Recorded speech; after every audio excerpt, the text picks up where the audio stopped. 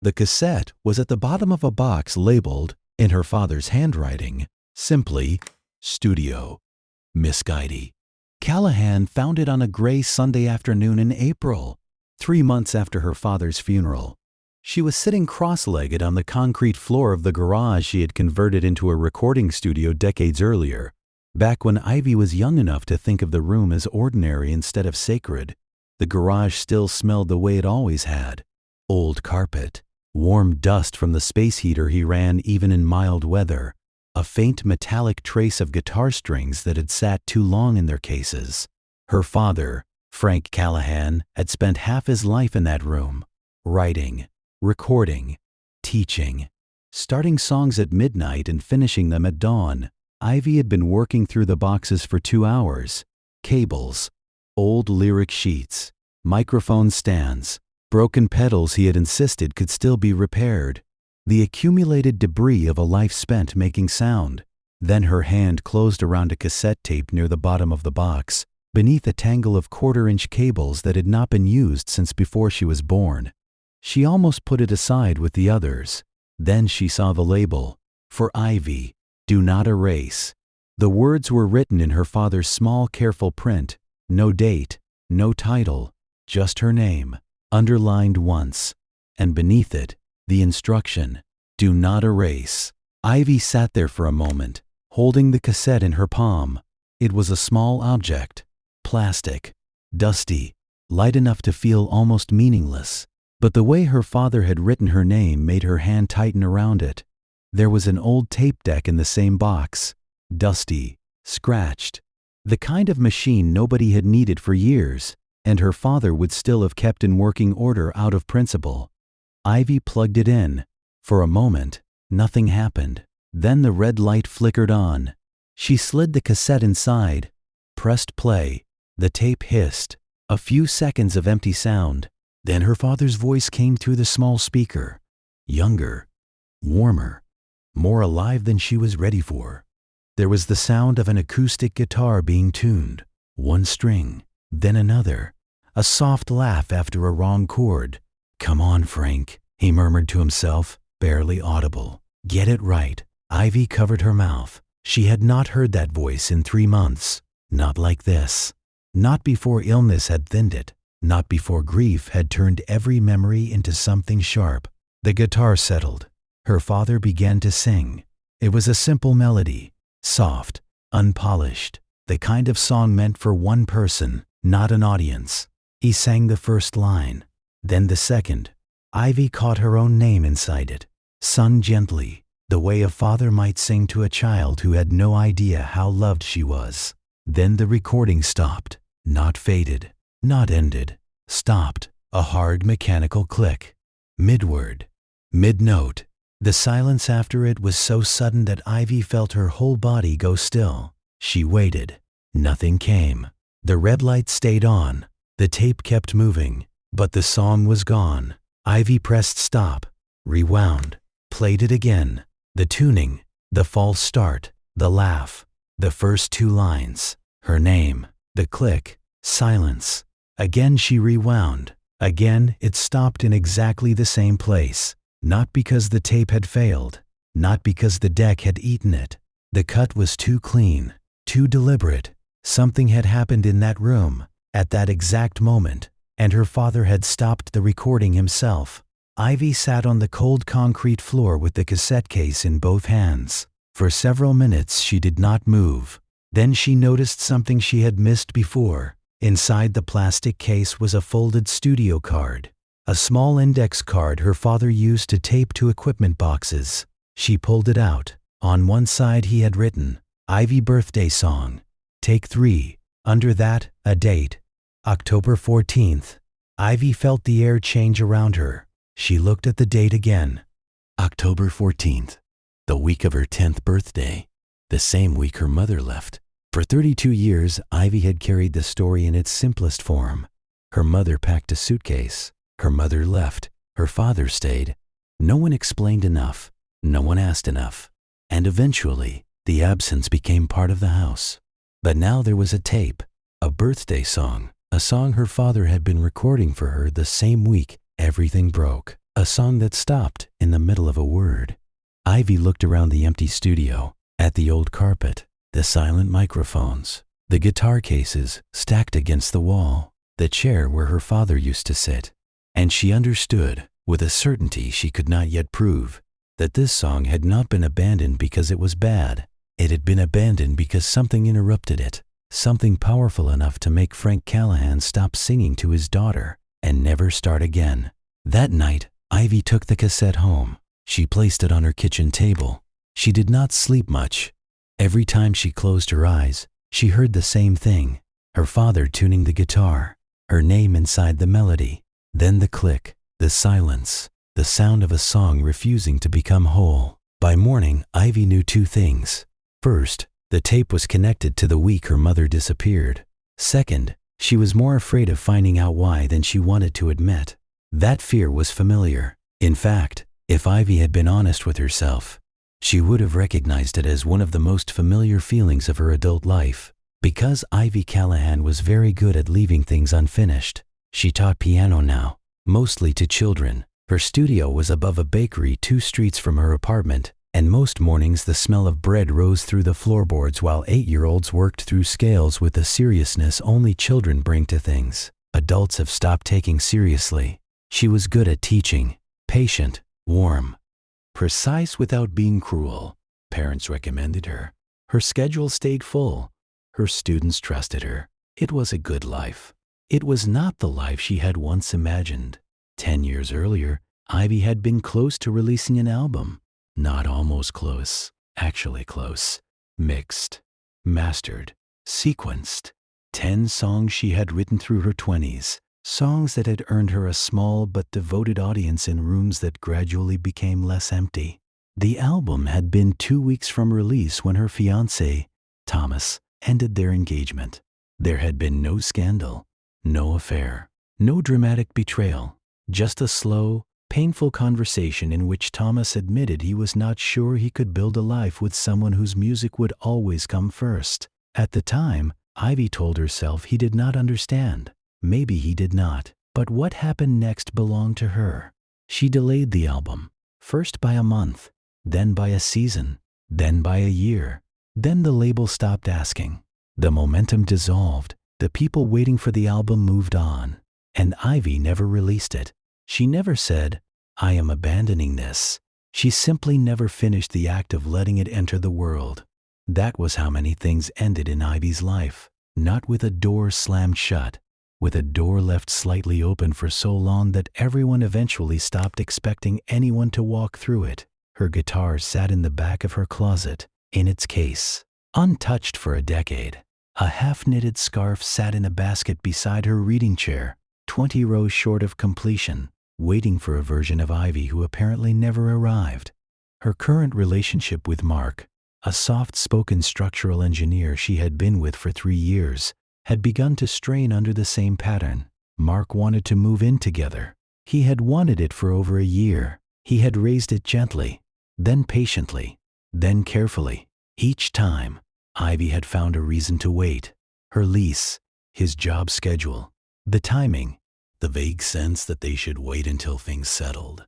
Neither of them could ever say exactly what needed to settle. Ivy loved him, she was reasonably certain of that. But certainty in her life rarely turned into decision.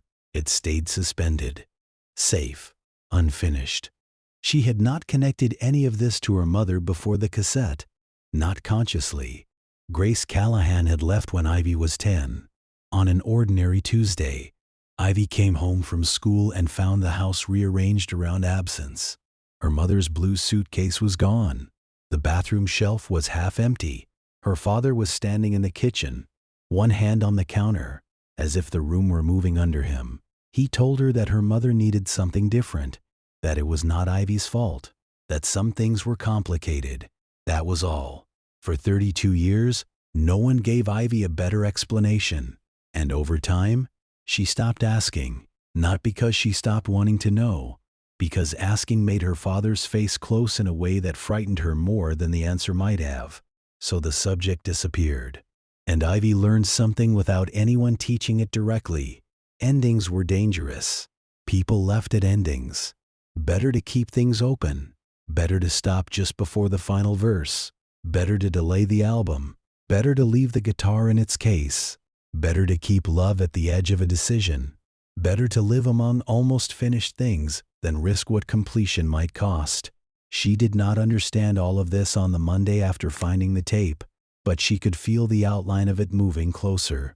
By Wednesday evening, she drove back to her father's house. The house was still unsold, still full of the suspended quiet that settles inside rooms after a person dies but before their life has fully been cleared away. She went straight to the garage studio. The cassette player was still on the floor, the box labeled studio. Misk still sat beside it. Ivy played the tape again, then again. By the sixth listen, she had memorized every second. The tuning, the wrong chord, the laugh, her father's breath before the first line, her name, the click. On the seventh listen, she stopped the tape and searched the box more carefully. Beneath a stack of old lyric pages, she found one of her father's studio notebooks. The pages were full of song fragments, microphone notes, and dates. She turned through them until she found October. There it was, October 14th, Ivy birthday song. Final take? Below it, written in a different pressure of pen, almost scratched into the page. Grace called during take. No more notes, no explanation. Just those 4 words. Grace called during take. Ivy read them over and over. Her mother had called while he was recording. That was what stopped the song. Not a broken tape. Not a bad performance. Her mother's call. The week she left, Ivy pressed the heel of her hand against her chest and tried to breathe normally. She thought of the only photograph she had from that birthday. Her 10-year-old self smiling at a cake. Her father standing behind her, trying to smile, his eyes fixed on something just outside the frame. Ivy had always disliked that photograph without knowing why. Now she wondered if the camera had captured a man only hours after his life had split in half. A father trying to celebrate his daughter while carrying news he could not explain. A song stopped in one room, a birthday cake in another, and a child who was told just enough to survive the day, but not enough to understand her life. Ivy took the notebook with her when she left.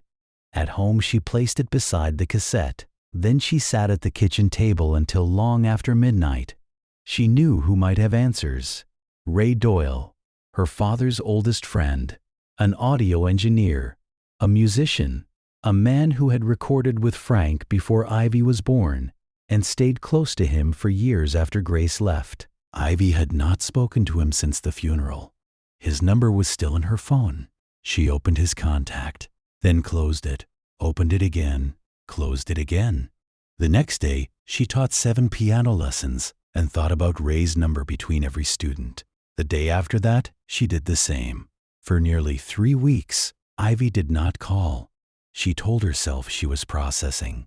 She told herself grief needed time.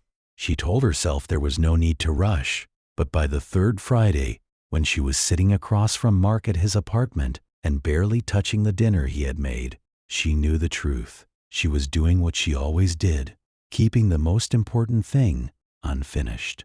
Mark watched her for a long time. Then he set down his fork. "Ivy," he said gently, "where have you been?" She looked up. "I'm here." "No," he said, "you're in the room. That is not the same thing." The words hit harder than he intended, or maybe exactly as hard as they needed to. Ivy looked down at her plate. Mark took a breath. "I don't think this is only your dad," he said. "I think something happened, or you found something, and you are carrying it by yourself." For a moment, Ivy said nothing. She had rehearsed this conversation several times. In every version, she sounded composed. In the real version, her voice shook. "I found a tape." Mark did not interrupt. She told him about the cassette, the label, the birthday song, the way it stopped, the studio note. Grace called during take. Then she played him the recording from her phone. The tuning filled the kitchen. Her father laughed softly. The melody began. Her name appeared.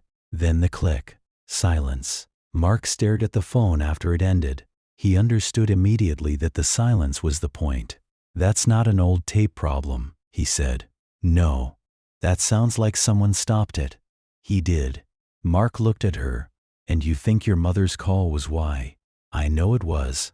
I found his notebook." He was quiet for a moment. "What are you going to do?"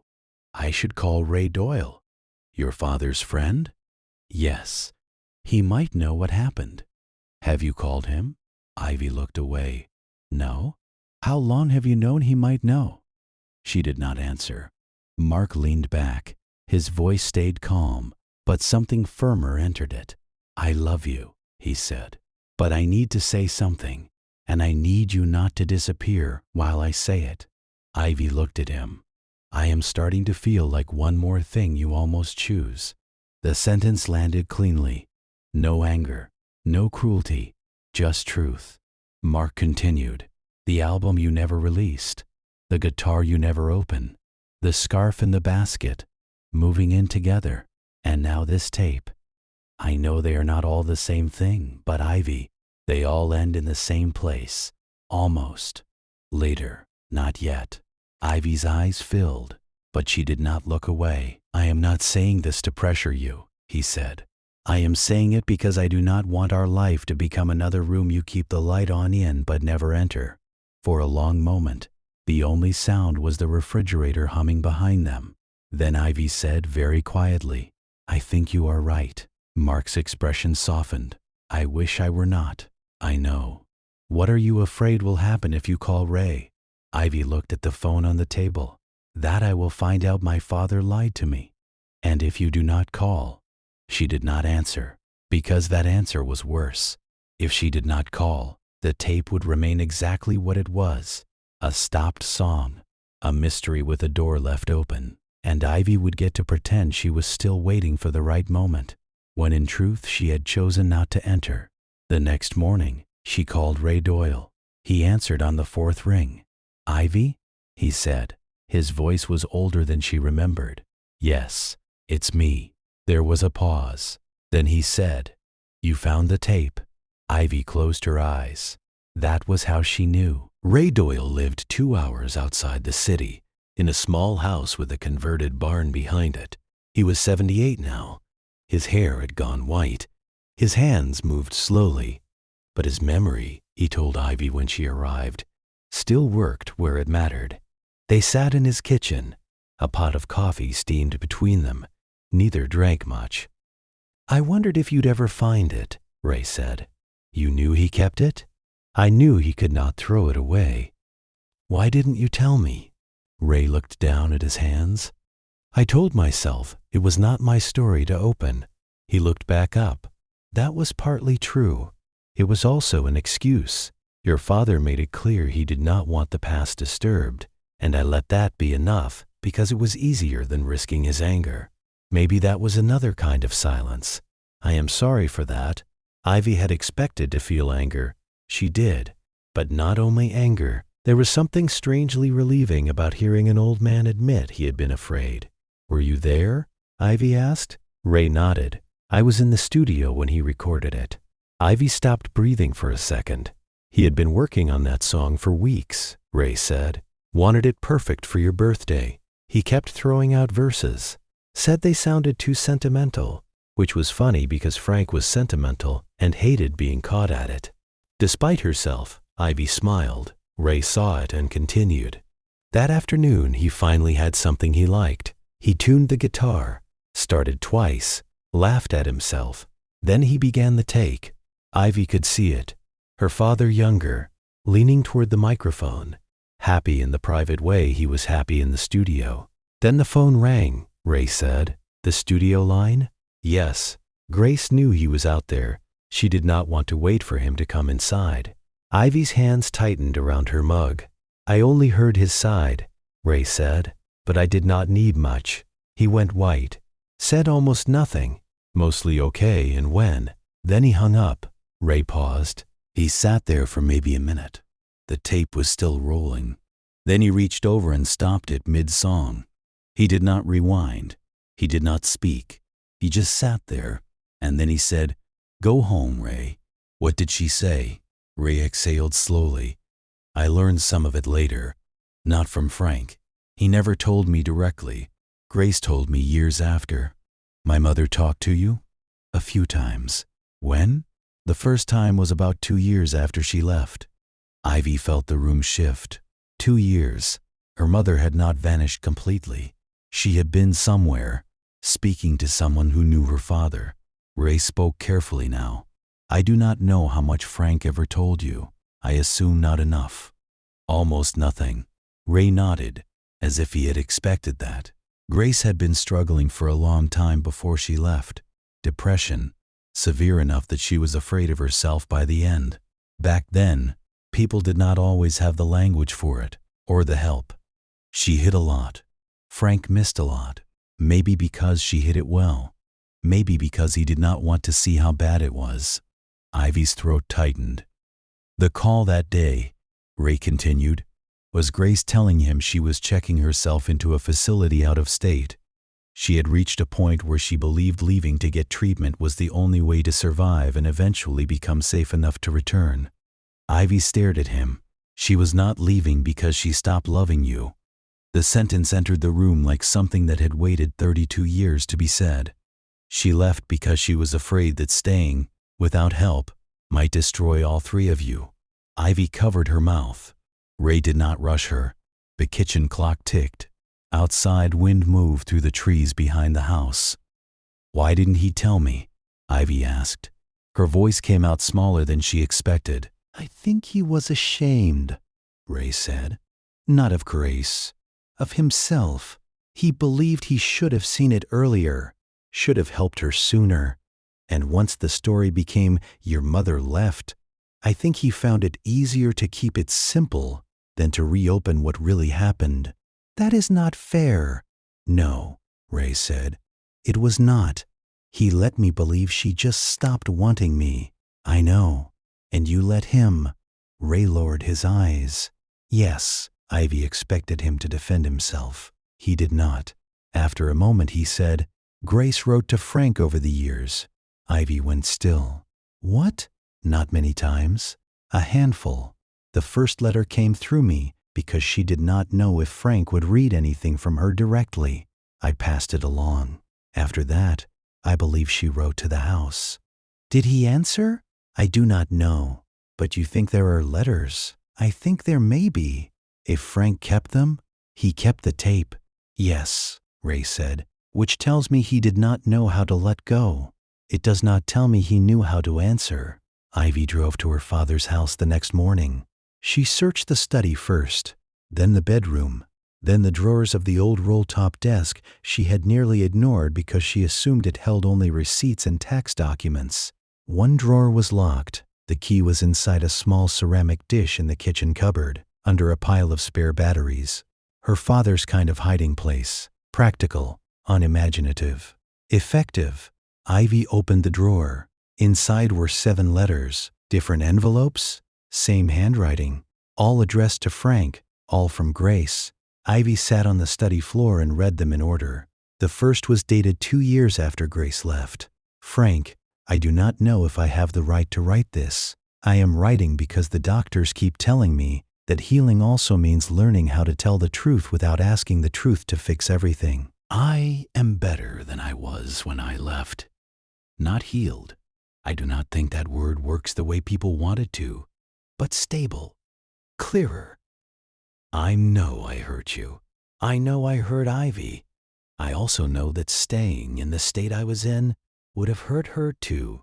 I need you to know that leaving was not the same as not loving her. If someday you believe it would not harm her, I would like to write to her. Not to demand anything, only to tell her I did not stop being her mother inside myself. Grace. Ivy read the letter twice, then the second. Grace had written 3 years later.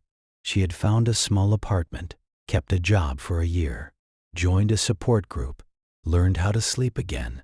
She asked again if she could write to Ivy. There was no answer included. The third letter was shorter, the fourth more careful, the fifth almost formal. Hope becoming smaller each time, not disappearing, just learning to protect itself. The sixth letter stopped Ivy completely. I understand if the answer is still no. I only want you to know that not a single year has gone by where I did not think about her birthday and wonder if the song you were writing for her ever got finished. Ivy set the paper down. Her hands were shaking. Her mother knew about the song. Her mother had remembered it. 10 years after leaving, she was still thinking about Ivy's birthday and a song that had never been completed. The seventh letter was dated 8 years earlier. Its tone was different, calmer, more resigned. Frank, I think I finally understand that some doors stay closed, not because the person behind them stopped loving you, but because staying closed became easier than explaining, over and over, why they closed. I do not blame you the way I once did. I hope you do not blame yourself forever either. If Ivy ever wants to find me, I will still be at this address. I am not going anywhere else. I have learned, finally, how to stay, Grace. At the top was a return address. The same address appeared on all 7 letters. A small town 4 hours south. Unchanged for 2 decades. Ivy placed the letters on the floor around her. For a while, she could not tell what she felt first. Relief, because her mother had not simply erased her. Grief, because the truth had been close enough to sit inside a locked drawer.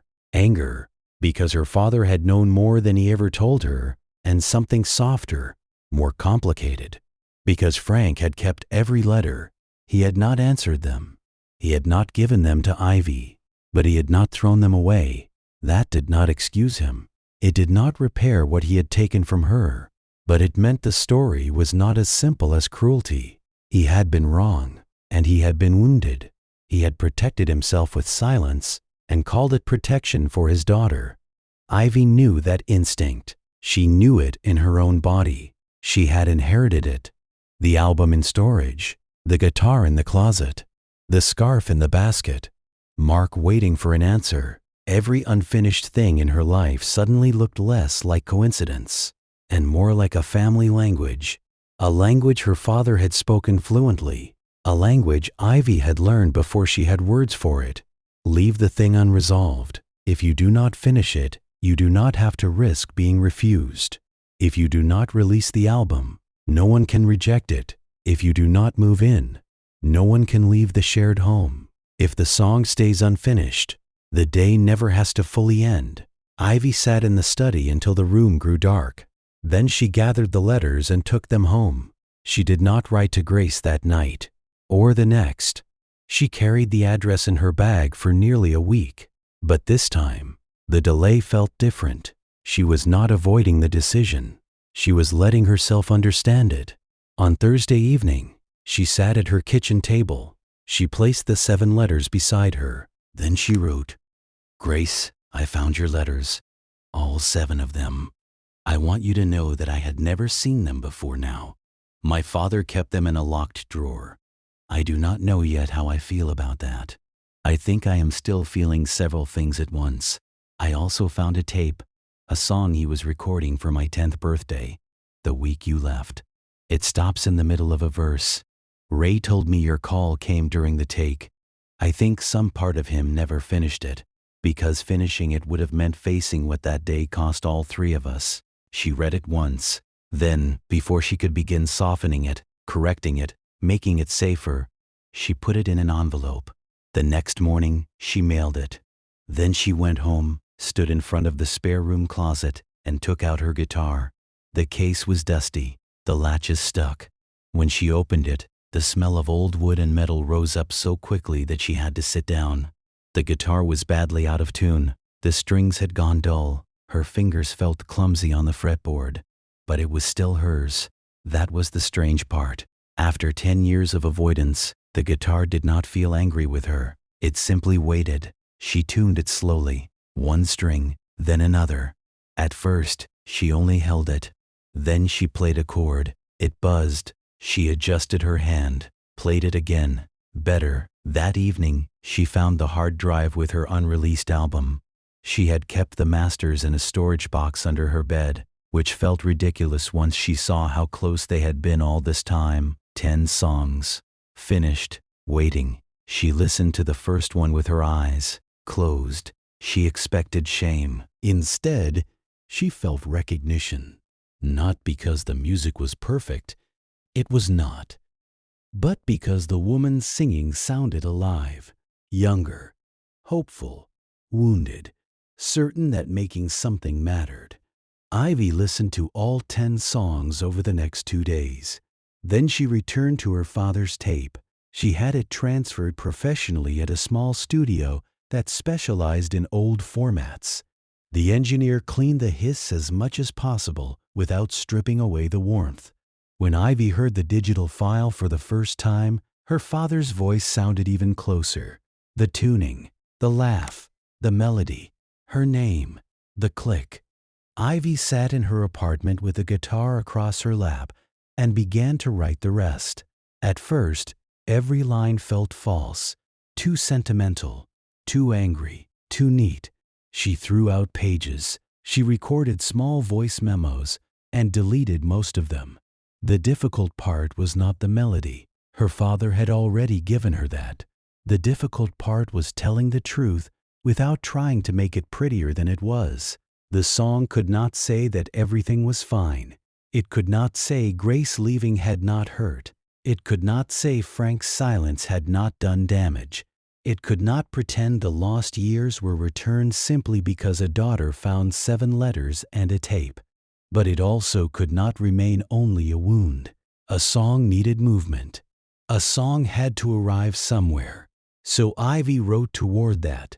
Not forgiveness exactly, not resolution, completion. She built a third verse around the space after the click. She wrote a bridge that allowed the silence to become part of the song instead of the place where the song died. Then she recorded her voice over her father's original track, her 42-year-old voice beside his younger one, a father and daughter singing together across 32 years. The finished song ran just under 4 minutes. It was not the best thing Ivy had ever made. But when she played it back in full, she knew it was the most honest thing she had made in a decade.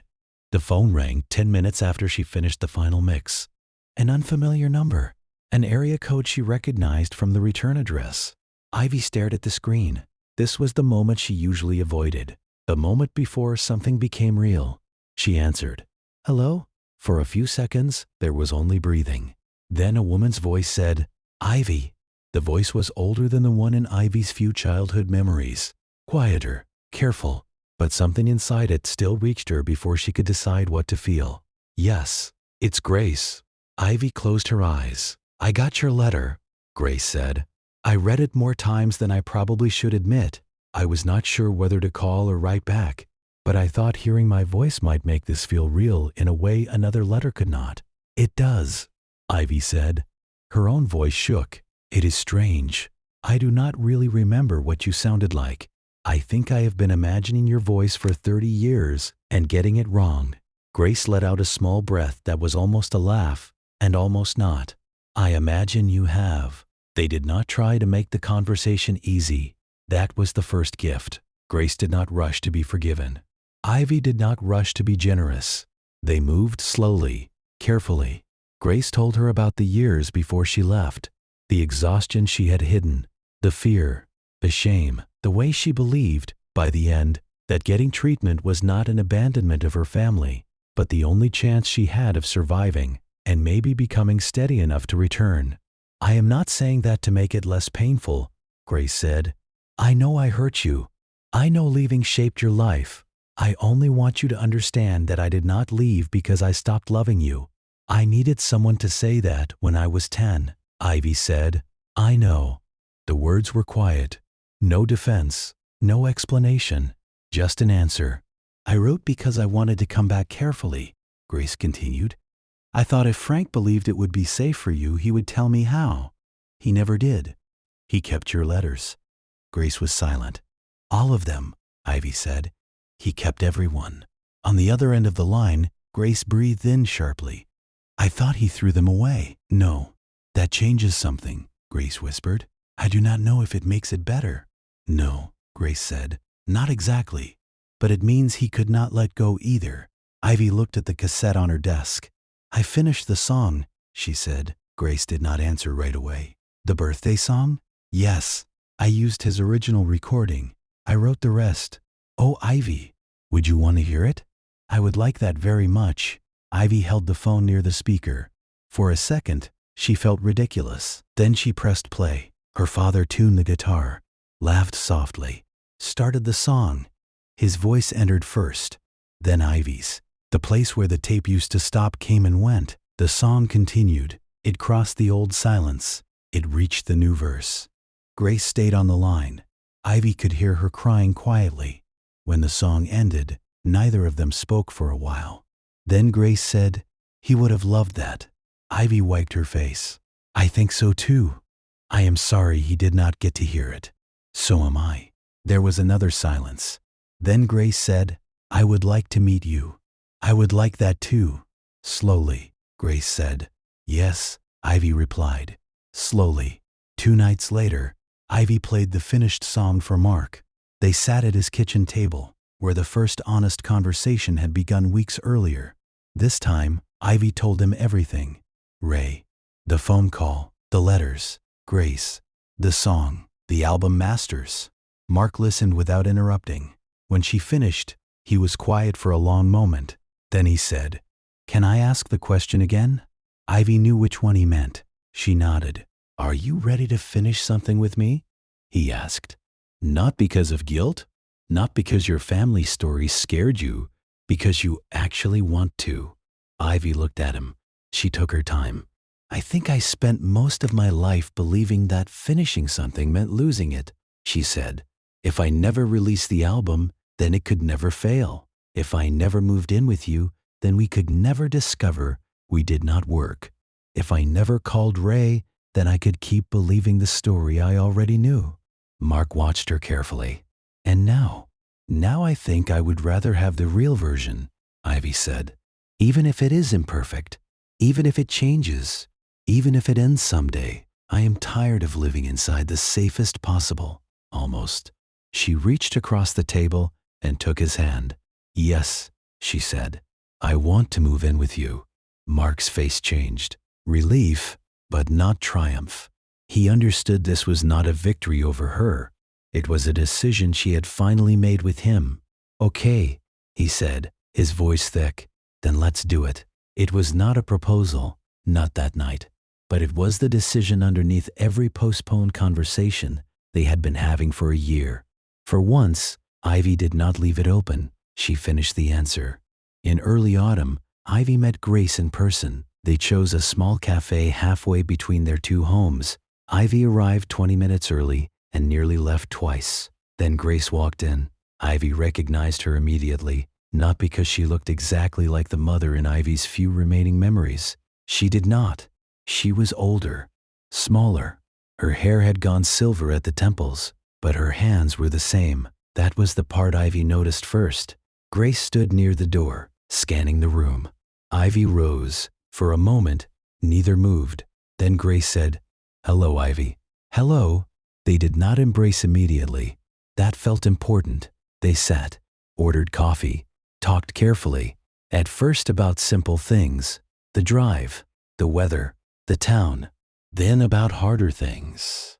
Grace's treatment, Frank's silence, the birthdays, the letters, the years that could not be recovered. "I brought something," Grace said near the end. She reached into her bag and removed a small photograph. Ivy at 9 years old, sitting at the piano in the living room, before everything changed. "I kept this," Grace said. "It was the last picture I had of you before I left. I could not make myself let it go." Ivy held the photograph carefully. The girl in the picture looked unguarded, unaware. She had no idea a single year could divide a life into before and after. "I have one from the year after," Ivy said. "My 10th birthday. Dad is in it. He is not looking at the camera." Grace lowered her eyes. "That would have been right after the call." "I think so." "I am sorry." Ivy nodded. "I know." It was not forgiveness, not fully. But it was the beginning of something that did not need to be perfect to be real. Before they left, Ivy said, "I finished a scarf last week." Grace looked confused for a second. Then Ivy smiled. "I know that sounds unrelated." "It is not." Grace smiled back. "Was it a good scarf?" "No. I dropped stitches everywhere." "Did you finish it?"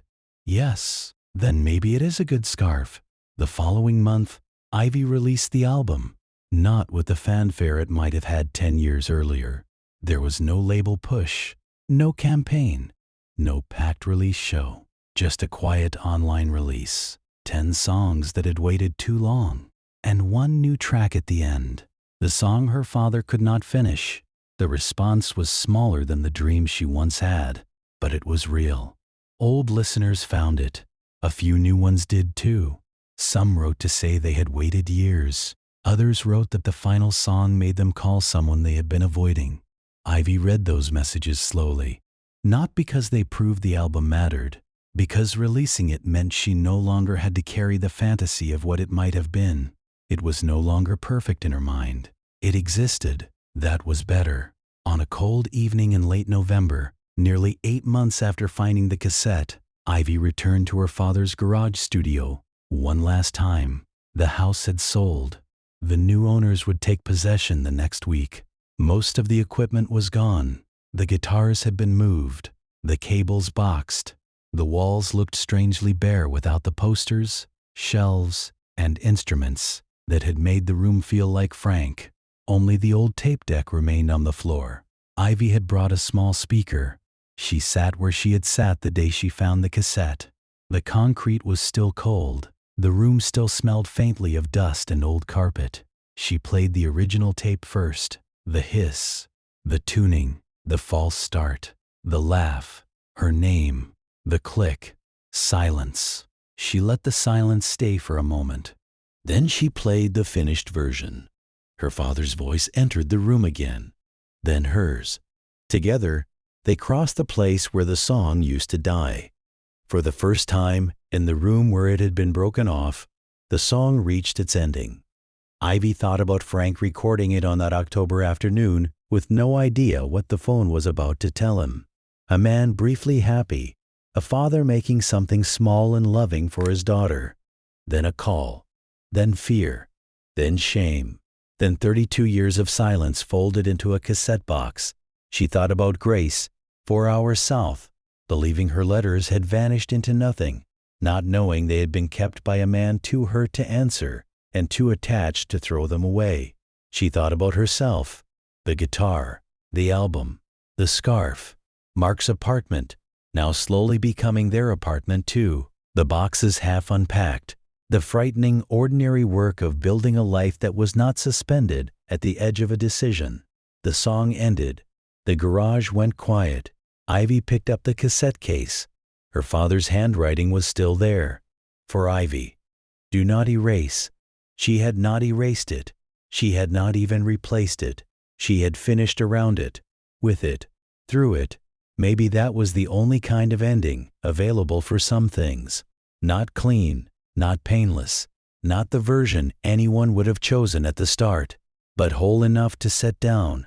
Ivy stood. She turned off the tape deck, then the speaker, then the space heater. At the door, she looked back once. The studio was empty now, but not unfinished, not anymore. She switched off the light, and for the first time, leaving the room felt less like abandonment than completion.